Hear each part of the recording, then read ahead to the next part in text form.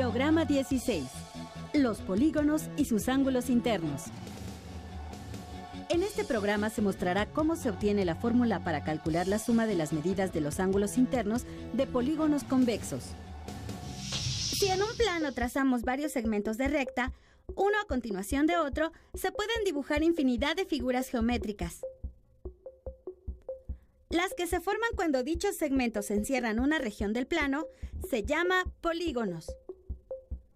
El vértice es el punto en común de dos lados consecutivos. Y el ángulo que se forma entre ellos se llama ángulo interno. ¿Cómo son los ángulos internos y los lados de un polígono irregular? ¿Y los de un polígono regular? Observemos los siguientes polígonos.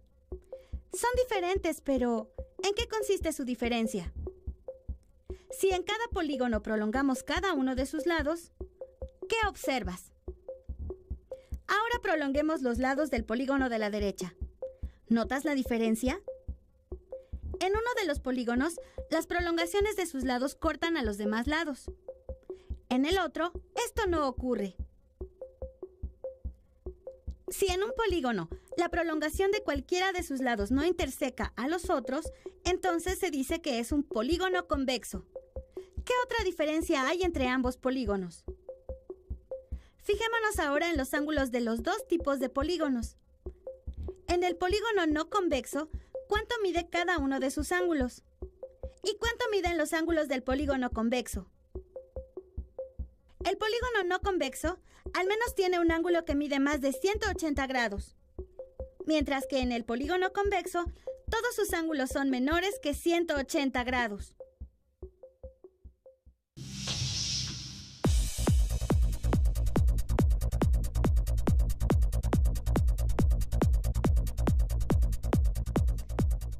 Así, tenemos que un polígono convexo se define como aquella figura en la que la prolongación de cualquiera de sus lados no se interseca con los otros lados. O bien, es en el que ninguno de sus ángulos es mayor que 180 grados. Existen muchos ejemplos de polígonos convexos alrededor de nosotros.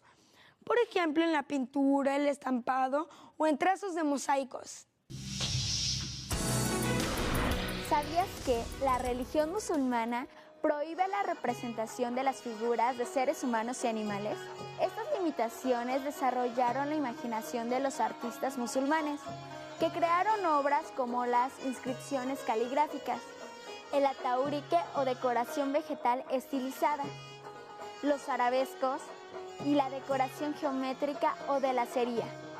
Un ejemplo del arte de los musulmanes es la mezquita de la Roca en Jerusalén, que está decorada con mosaicos coloristas tanto en su interior como en el exterior. Ya vimos que un vértice es el punto donde concurren dos lados consecutivos de un polígono. Ahora bien, si desde uno de los vértices de cualquier polígono trazamos diagonales hacia cada uno de los otros vértices, el polígono se divide en varios triángulos. Esto se puede hacer sin importar el vértice del cual partamos, o si nuestro polígono es regular o irregular. ¿Puede haber otras formas de triangular un polígono? Continuemos con nuestro polígono convexo. Lo hemos dividido en triángulos. En esta triangulación, los vértices de los triángulos coinciden con los vértices del polígono.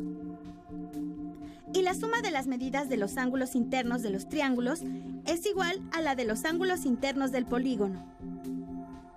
Cuando una triangulación cumple con estas condiciones, se dice que es una triangulación simple. Existen otras formas de hacer una triangulación simple. Si trazamos las diagonales desde distintos vértices, pero la única condición que cualquiera de estas triangulaciones debe cumplir es que no se crucen las diagonales. No siempre es fácil triangular un polígono, sobre todo cuando tiene muchos lados. Tampoco resulta sencillo saber en cuántos triángulos quedará dividido. Por eso, sería práctico descubrir alguna fórmula que permita saber en cuántos triángulos queda dividido cualquier polígono convexo mediante una triangulación simple. Eso es justamente lo que haremos ahora. Empecemos haciendo una tabla en donde se ponga el número de lados de un polígono y el número de triángulos obtenidos al hacer triangulaciones simples. ¿Qué puedes observar? ¡Exacto! El número de triángulos y el número de lados están relacionados. ¿Cuál es esa relación? Si nombramos con la letra N al número de lados, se tiene que para el triángulo no hay más que una triangulación posible, que es el mismo. Para el cuadrado hay 2. Para el pentágono son 3. Es decir, el número de triángulos en los que se divide un polígono convexo con una triangulación simple es igual al número de lados de ese polígono menos 2. Hemos deducido la fórmula que nos permite saber el número de triángulos que obtenemos con una triangulación sencilla. Pero eso todavía no es suficiente para calcular la medida de los ángulos internos de cualquier polígono. ¿Qué nos falta? Recordemos que la suma de los ángulos internos de un triángulo siempre es igual a 180 grados. Por otra parte, acabamos de ver que en una triangulación simple de un polígono convexo, la suma total de los ángulos internos de sus triángulos resultantes es igual a la suma de los ángulos internos del polígono. De modo que si multiplicamos por 180 la expresión con la que se obtiene el número de triángulos que hay en un polígono convexo, obtenemos la suma total de los ángulos internos de los triángulos del polígono. Es decir, sabemos cuánto mide la suma de los ángulos internos del polígono. ¿Sabías que Piet Mondrian es uno de los principales pintores abstractos de la historia?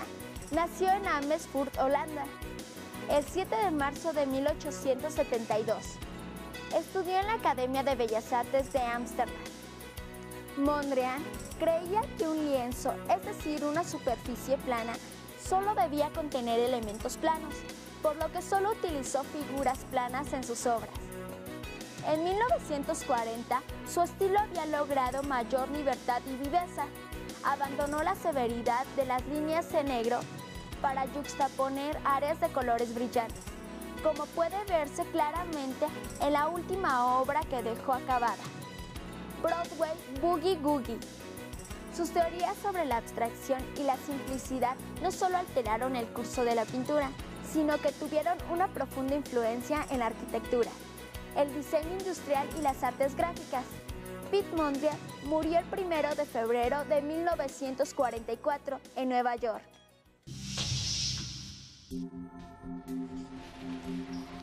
A ver, muchachos, vamos a revisar la tarea que les encargué. Esta se trataba de calcular la suma de los ángulos interiores de este polígono. ¿Quién quiere pasar a decirme cómo lo resolvió? Paola.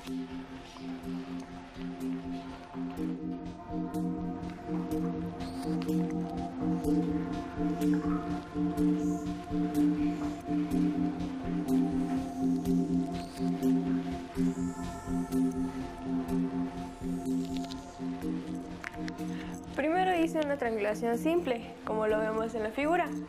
Después de esto utilicé lo que es la fórmula que estamos viendo aquí. Con ella primero sumé los 6 lados que tiene la figura, que son 6 menos 2 en 3. Esto me da a 4. ¿Sí? El número de los triángulos lo multiplico por 180 y me sale igual a 720, que es la suma de que me da los ángulos. ¿Todos obtuvieron el mismo resultado? Pasa, Paola, a tu lugar. A ver, Alexis. Maestra, yo triangulé el polígono de otra forma. ¿Cómo lo hiciste? Explícanos.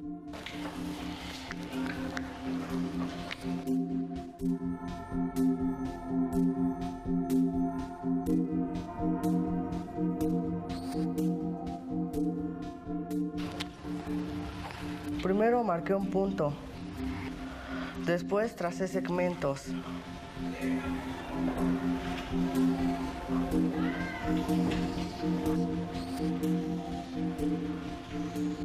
Así obtuve varios triángulos, pero no sé si la triangulación sea simple, ni tampoco si la triangulación funcione con nuestra fórmula. ¿Ustedes qué opinan? ¿Su compañero hizo una triangulación simple? Si fuese una triangulación simple, esta fórmula nos serviría para calcular los ángulos internos de este polígono. Si se tuviera que modificar algo, ¿cómo quedaría nuestra nueva fórmula? Aprendimos qué es un polígono. Conocimos dos formas para saber cuándo un polígono es convexo y cuándo no lo es. Vimos las características que debe cumplir toda triangulación simple. También obtuvimos una fórmula para saber el número de triángulos que podemos formar dentro de un polígono con una triangulación simple. Y por último, deducimos la fórmula para saber cuánto mide la suma de los ángulos internos de cualquier polígono. Sabiendo todo esto, los reto a que contesten las preguntas que el maestro formuló al final de su clase. ¡Hasta pronto!